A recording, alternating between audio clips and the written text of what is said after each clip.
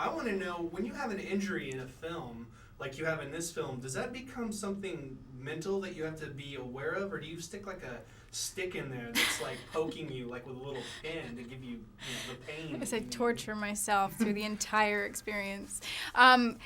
Well, I didn't do that. But I did. I spoke to a doctor about what this type of bullet wound would be like and what the effects would be and how it would, affect the way I moved. And then I just wore a bandage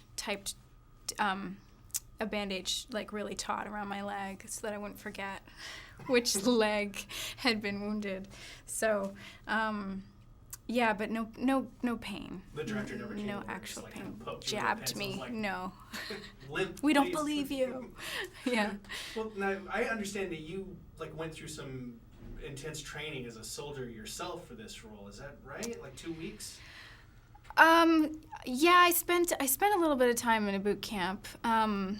Yeah, it wasn't. I mean, I really have to say it wasn't as intense for me, obviously, as it is for them. I think that's one thing I could kind of daydream and be late for, the sit-up, push-up, grueling morning routine, and, but for them it was this, this was information that was potentially going to save their life. So, it was easy for me knowing I was going to be done in 2 weeks. So, but it was a really insightful journey, and the willpower of these men and women was pretty incredible to be around.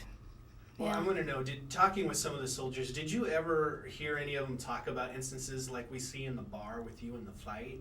I mean, do you think that kind of thing happens a lot when they come back and they're like trying to relax and they get in those kind of situations? Yeah, I think that, I think there's a certain, there's a fallout from anyone that's been through that kind of trauma. I was actually working with the military police, so they were on patrol all night, and then they'd come in the morning and we'd do our physical training. So they'd have been patrolling all night and come in and, do like 50 crunches and 50 push-ups and then run around the track, for a while before going to bed all day. Yeah, and I think that they did have to deal with, deal with some violence as a fallout from people who had returned on the base. Now, what was it like being the only girl cramped in this car with all of these guys driving across the country for real? Well, it was really fun, actually. The guys were great, and they, I don't know, we just had a really great time together. Sweaty, I hear. Sweaty.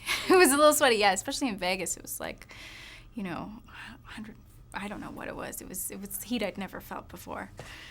Yeah.